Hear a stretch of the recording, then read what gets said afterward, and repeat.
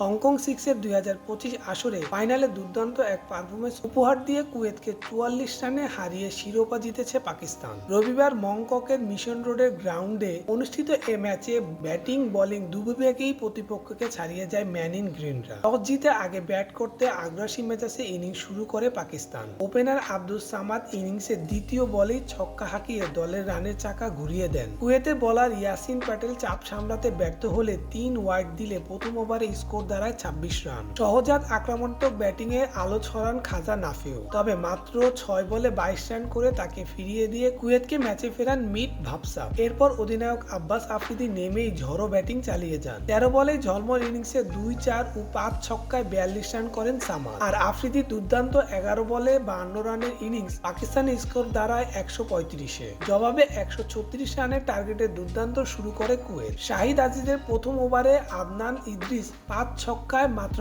8 বলে 30 রান তোলেন, তবে দ্বিতীয় ওভারে তাকে ফিরিয়ে পাকিস্তানকে ম্যাচে ফেরান মোহাম্মদ শেহজাদ। এরপর কুয়েতের ব্যাটিং লাইনআপে আঘাত হানেন সাদাকাত। দুর্দান্ত স্পেলে তিনি তুলে নেন পরপর 3 উইকেট। বাবসাব একাই চেষ্টা চালালেও দলকে টেনে তুলতে পারেননি। শেষ ওভারে প্রয়োজন ছিল 44 রানের। বল হাতে এসে দায়িত্ব পালন করেন আব্দুস সামাদ। নিয়মিত বিরতিতে উইকেট তুলে নিয়ে 92 রানে কুয়েতকে অল আউট করেন তিনি। তাতেই 44 রানে বড় জয়ে হংকং সিক্সের শিরোপা নিশ্চিত করে পাকিস্তান।